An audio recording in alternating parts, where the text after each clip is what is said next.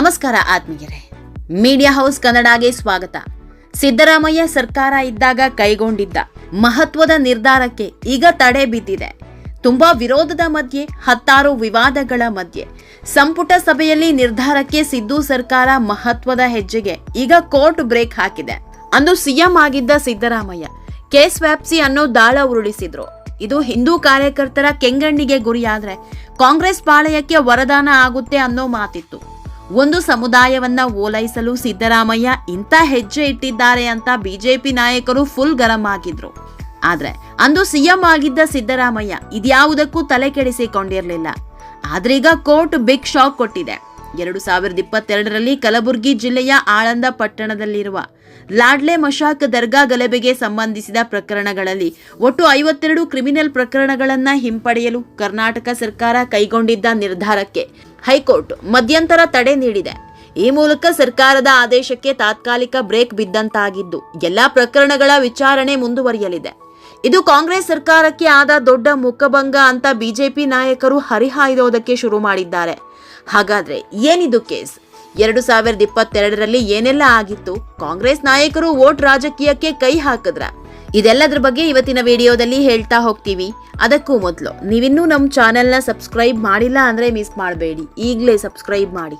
ಈ ವಿಡಿಯೋನ ಕೊನೆವರೆಗೂ ನೋಡಿ, ನಿಮ್ಮ ಅನಿಸಿಕೆಗಳನ್ನು ಕಾಮೆಂಟ್ ಮಾಡಿ. ಆತ್ಮೀಯರೇ, ಮೊದಲಿಗೆ ಏನಿದು ಲಾಡ್ಲೆ ದರ್ಗಾ ಪ್ರಕರಣ ಅನ್ನೋದನ್ನ ನೋಡೋಣ. ಅದು 2022ರ ಮಹಾಶಿವರಾತ್ರಿ ಸಂದರ್ಭದ ಕಲಬುರಗಿ ಜಿಲ್ಲೆಯ ಆಳಂದ ಪಟ್ಟಣದಲ್ಲಿರುವ ಲಾಡ್ಲೆ ಮಶಾಕ್ ದರ್ಗಾ ಅಂದ್ರೇನೆ ವಿವಾದದ ಕೇಂದ್ರ ಬಿಂದು. ಇದೇ ದರ್ಗಾದ ಆವರಣದಲ್ಲಿ ಧಾರ್ಮಿಕ ಉದ್ವಿಗ್ನತೆ ಹೊತ್ತಿಕೊಂಡಿತ್ತು. ಯಾಕಂದ್ರೆ ಇದೇ ದರ್ಗಾದ ಆವರಣದಲ್ಲಿ ಶಿವಲಿಂಗವೂ ಇದೆ. ಇಲ್ಲಿನ ಶಿವಲಿಂಗಕ್ಕೆ ಅಪವಿತ್ರತೆ ಎಸಗಲಾಗಿದೆ ಅನ್ನೋ ಆರೋಪ ಕೇಳಿ ಬರ್ತಾ ಇದ್ದಂತೆ ಪರಿಸ್ಥಿತಿ ವಿಕೋಪಕ್ಕೆ ಹೋಗಿತ್ತು. ಕೋಮು ಕಿಚ್ಚು ಹೊತ್ತಿಕೊಳ್ತಾ ಇದ್ದಂತೆ ಕಲ್ಲು ತೂರಾಟ, ಹಿಂಸಾಚಾರ ಹಾಗೂ ಸಾರ್ವಜನಿಕ ಆಸ್ತಿ ಪಾಸ್ತಿ ಹಾನಿಯಾಗಿತ್ತು. ಪೊಲೀಸರು ಪರಿಸ್ಥಿತಿ ಹತೋಟಿಗೆ ತರಲು 2-3 ದಿನ ಹರಸಾಹಸ ಪಟ್ಟಿದ್ರು. ಇದೆಲ್ಲ ತಣ್ಣಗಾಯಿತು ಅನ್ನೋ ಹೊತ್ತಲ್ಲಿ ಹಲವು ಎಫ್ಐಆರ್ಗಳು ದಾಖಲಿಸಿದ್ದ ಪೊಲೀಸರು ಅನೇಕ ಆರೋಪಿಗಳ ವಿರುದ್ಧ ಕ್ರಿಮಿನಲ್ ಪ್ರಕರಣ ಹಾಕಿದ್ರು. ಇದರಲ್ಲಿ ಮುಸ್ಲಿಂ ಸಮುದಾಯಕ್ಕೆ ಸೇರಿದವರ ಮೇಲೆಯೇ ಹೆಚ್ಚಿನ ಕೇಸ್ ದಾಖಲಾಗಿತ್ತು. ಇದು 2022ರಿಂದ 26ರವರೆಗೂ ನಡೀತಾನೇ ಇತ್ತು. ಆದ್ರೆ ಕಳೆದ ಮೇ ತಿಂಗಳಲ್ಲಿ ಆಗ ಸಿಎಂ ಆಗಿದ್ದ ಸಿದ್ದರಾಮಯ್ಯ ಸಂಪುಟ ಸಭೆ ನಡೆಸಿದ್ರು. ಈ ವೇಳೆ ರೈತರ ಪ್ರತಿಭಟನೆ, ಕನ್ನಡ ಪರ ಹೋರಾಟಗಳು ಹಾಗೂ ಇತರೆ ಸಾರ್ವಜನಿಕ ಚಳವಳಿಗಳಿಗೆ ಸಂಬಂಧಿಸಿದ ಪ್ರಕರಣಗಳೊಂದಿಗೆ ಲಾಡ್ಲೆ ಮಶಾಕ್ ದರ್ಗಾ ಗಲಭೆ ಪ್ರಕರಣಗಳು ಸೇರಿ 52 ಕ್ರಿಮಿನಲ್ ಪ್ರಕರಣಗಳನ್ನ ಹಿಂಪಡೆಯಲು ಅನುಮೋದನೆ ನೀಡಿದ್ರು. ಈ ನಿರ್ಧಾರ ರಾಜಕೀಯ ವಲಯದಲ್ಲಿ ತೀವ್ರ ಚರ್ಚೆಗೆ ಕಾರಣ ಆಗಿತ್ತು.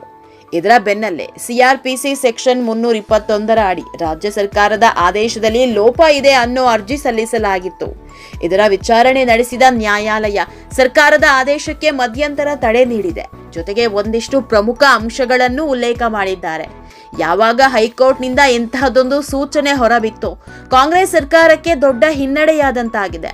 ಯಾಕಂದ್ರೆ ಹೈಕೋರ್ಟ್ನ ಮಧ್ಯಂತರ ತಡೆ ಆದೇಶದಿಂದ ಸರ್ಕಾರದ ನಿರ್ಧಾರ ತಕ್ಷಣದಿಂದಲೇ ಜಾರಿಗೆ ಬರೋದಿಲ್ಲ. ಪರಿಣಾಮವಾಗಿ ಲಾಡ್ಲೆ ಮಶಾಕ್ ದರ್ಬೆ ಗಲಭೆ ಸೇರಿದಂತೆ 52 ಪ್ರಕರಣಗಳ ನ್ಯಾಯಾಂಗ ಪ್ರಕ್ರಿಯೆ ಮುಂದುವರಿಯಲಿದೆ. ವಿಚಾರಣೆ ವೇಳೆ ರಾಜ್ಯ ಸರ್ಕಾರ ಹೈಕೋರ್ಟ್ಗೆ ತಮ್ಮ ನಿರ್ಧಾರದ ಮುಂದಿನ ಕಾರಣವನ್ನ ಉತ್ತರಿಸಬೇಕು. ಮುಂದಿನ ವಿಚಾರಣೆಯಲ್ಲಿ ಪ್ರಕರಣ ಹಿಂಪಡೆಯುವ ನಿರ್ಧಾರ ಕಾನೂನುಬದ್ಧವ ಅಥವಾ ಇಲ್ಲವ ಅನ್ನೋದರ ಕುರಿತು ನ್ಯಾಯಾಲಯ ಅಂತಿಮ ತೀರ್ಮಾನ ಕೈಗೊಳ್ಳಲಿದೆ. ಆತ್ಮೀಯರೇ, ಯಾವಾಗ ಕೋರ್ಟ್ನಿಂದ ಇಂತಹದೊಂದು ಆದೇಶ ಬಂತೋ ಬಿಜೆಪಿ ನಾಯಕರು ನಿಗಿ ಕೆಂಡ ಕಾರ್ತಿದ್ದಾರೆ. ರಾಜ್ಯ ಬಿಜೆಪಿ ಎಕ್ಸ್ನಲ್ಲಿ ಪೋಸ್ಟ್ ಹಾಕಿದ್ದು ಲಾಡ್ಲೆ ಮಶಾಕ್ ದರ್ಬೆ ಗಲಭೆಕೋರರ ಮೇಲಿನ ಕೇಸ್ ವಾಪಸ್ ಪಡೆದು ಬ್ರದರ್ಸ್ಗಳ ಬೆಂಬಲಕ್ಕೆ ನಿಂತಿದ್ದ ಕಾಂಗ್ರೆಸ್ ಸರ್ಕಾರಕ್ಕೆ ಹೈಕೋರ್ಟ್ ಕಪಾಳ ಮೋಕ್ಷ ಮಾಡಿದೆ. ಸಮಾಜಘಾತುಕರ ಮೇಲಿನ ಕೇಸ್ ವಾಪಸ್ ಪಡೆದಿರುವ ನಿರ್ಧಾರಕ್ಕೆ ಹೈಕೋರ್ಟ್ ತಡೆ ನೀಡುವ ಮೂಲಕ ಕಾಂಗ್ರೆಸ್ನ ಓಲೈಕೆ ನೀತಿಗೆ ಬ್ರೇಕ್ ಹಾಕಿದೆ. ಸಂವಿಧಾನದ ಹೆಸರು ಹೇಳುತ್ತಾ ಕಾನೂನು ಕೈಗೆತ್ತಿಕೊಂಡವರನ್ನ ರಕ್ಷಿಸಲು ಹೊರಟ ಡಿಕೆಶಿ ಅವರ ಸರ್ಕಾರಕ್ಕೆ ಮುಖಭಂಗ ಆಗಿದೆ. ಮತಾಂಧರ ರಕ್ಷಣೆಗೆ ನಿಂತ ಕಾಂಗ್ರೆಸ್ ನಡೆ ಸಂಪೂರ್ಣ ಅಸಂವಿಧಾನಕ ಅನ್ನೋದು ಸಾಬೀತಾಗಿದೆ. ಹಾಗೆ ತುಷ್ಟೀಕರಣದ ರಾಜಕಾರಣಕ್ಕೆ ನ್ಯಾಯಾಲಯ ತಡೆ ನೀಡಿರೋದು ಸಂವಿಧಾನದ ಅಪ್ಪಟ ಗೆಲುವಾಗಿದೆ ಅಂತ ಕಾಂಗ್ರೆಸ್ಗೆ ಗದಾಪ್ರಹಾರ ಮಾಡಿದ್ದಾರೆ. ಒಟ್ನಲ್ಲಿ ಸಿದ್ದು ಸಿಎಂ ಆಗಿದ್ದಾಗ ಕೈಗೊಂಡಿದ್ದ ಮಹತ್ವದ ನಿರ್ಧಾರಕ್ಕೆ ಬ್ರೇಕ್ ಬಿದ್ದಿದೆ. ಈ ಬಗ್ಗೆ ನಿಮ್ಮ ಅನಿಸಿಕೆ ಏನು ಅನ್ನೋದನ್ನ ಕಾಮೆಂಟ್ ಮೂಲಕ ನಮಗ್ ತಿಳಿಸಿ. ನಮ್ಮ ಚಾನೆಲ್ನ ಸಬ್ಸ್ಕ್ರೈಬ್ ಮಾಡೋದನ್ನ ಮರಿಬೇಡಿ.